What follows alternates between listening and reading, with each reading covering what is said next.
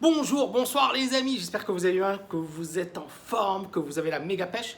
Dans cette vidéo, je voulais rapidement vous parler du match Real Madrid-Liverpool. Alors, je ne suis pas super fan de foot, mais bon, les grands matchs, je regarde parce que pour moi, il y a l'enjeu sportif.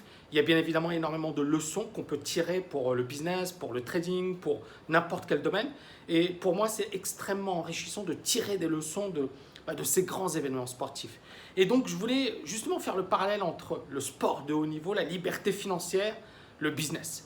Tout d'abord, ce match est extrêmement intéressant parce que bon, c'est une finale, mais surtout, on voyait un début de match qui profitait à Liverpool, puis dans la deuxième mi-temps, le Real Madrid qui s'est emparé du match. Il y a eu de la part de Liverpool une erreur que l'on pratique énormément dans la vie de tous les jours, qui est de tout miser sur une personne. Et c'est vrai que Mo Salah, bon, c'est le joueur vedette, le meilleur joueur en Angleterre. Et beaucoup de personnes, effectivement, se sont dit, on pense que grâce à lui, on va gagner cette coupe, cette Ligue des Champions. Et le problème, c'est qu'il y a eu cette blessure, et cette blessure, elle peut vous arriver. C'est-à-dire que moi, ça m'est arrivé, et j'en ai déjà parlé dans pas mal de vidéos, etc.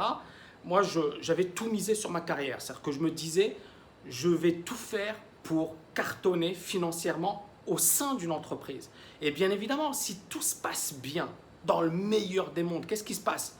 On cartonne. Et moi, à l'époque, effectivement, j'étais trader à Londres, j'avais bossé dur, j'avais fait des études, j'avais également de super bons résultats. Donc, j'étais dans la Ligue des Champions en ce qui me concerne. C'est-à-dire qu'effectivement, j'étais dans la cour des grands. Et puis, il y a eu quelques mauvaises décisions de ma part et je me suis retrouvé à la case zéro. C'est-à-dire que j'ai tout perdu du jour au lendemain. Et ça a été extrêmement dur sur un plan psychologique parce que passer de trader à Londres à quasiment SDF ou du moins dans la galère financière, parce que quand je parle de SDF, c'était même pas un logement décent. Et encore, c'est un pote qui me l'a prêté parce que voilà, j'étais sur un plan financier un peu moyen. Et donc, j'avais commis l'erreur de Liverpool qui était de tout miser sur un truc. Et aujourd'hui, avec le recul, c'est clair que je sais que les accidents du sort arrivent. Ils peuvent vous arriver à vous, ils peuvent m'arriver à moi. Et c'est la raison pour laquelle, encore une fois, j'ai diversifié. C'est-à-dire que je me suis dit, ne mise pas tout sur un seul truc. C'est-à-dire que si ce truc s'effondre, c'est pas grave, tu as d'autres sources de revenus, tu as d'autres moyens de rebondir. Et la vie, elle est ainsi faite. C'est-à-dire qu'on va avoir des séries gagnantes. C'est le cas du Real Madrid. 3 Ligues de champions d'affilée. Magnifique. Mais on peut également, même en étant bon, même en étant méritant, même en faisant le job, se casser la figure.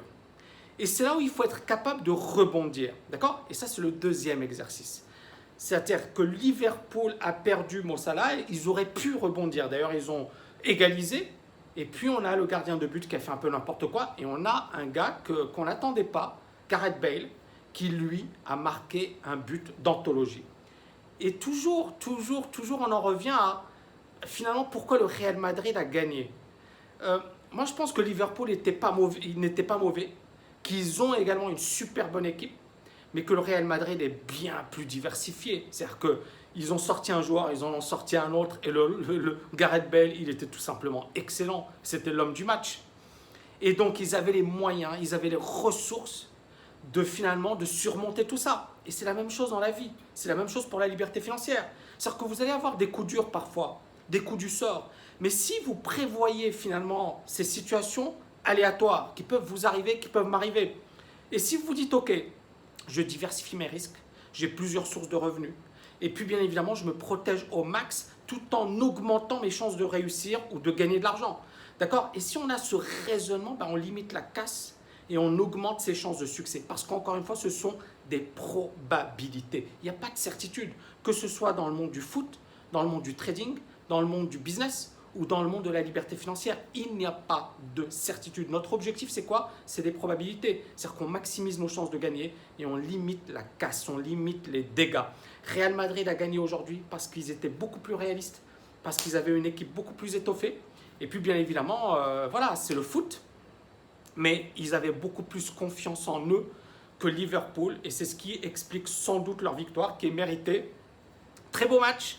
Je vous ai donné mon avis. Alors moi, je suis pas, encore une fois, je suis pas pro Real. J'ai vu, alors là où j'étais, il y avait que des gens qui étaient pro Liverpool. Donc je peux vous dire qu'ils étaient tristes. Parce que bon, à Dubaï, il y a beaucoup d'Anglais. Donc il y avait beaucoup de gens pro Liverpool. Mais c'est comme ça, c'est le foot. C'est comment dirais-je, c'est du sport. Dernier point, et je vais conclure avec ça. À la fin, ce qui était sympa, c'est que les joueurs du Real Madrid ont applaudi les joueurs de Liverpool. Et c'est le fair play. C'est-à-dire que ça reste un match de foot. Et qu'un match de foot, eh ben, il ne faut pas effectivement chercher plus loin. Ça reste un match de foot. Mais en même temps, pour nous, c'est extrêmement intéressant. Extrêmement, comment dirais-je, instructif sur le plan du business, sur le plan du trading, sur le plan de la liberté financière. D'accord? Donc les personnes qui me disent, Tami, moi je mise tout sur un truc, je leur dis pourquoi pas? C'est-à-dire que moi je l'ai fait au départ. C'est-à-dire qu'à un certain moment, il faut brûler les navires. Il ne faut pas se poser de questions. Mais très rapidement, il faut penser à diversifier. Vous voyez ce que je veux dire? C'est-à-dire qu'en fait, il ne faut pas s'éterniser dans cette, comment dirais-je, dans cette situation où on est en risque. Le risque, il faut le prendre. Il faut le prendre, il faut prendre des risques intelligents.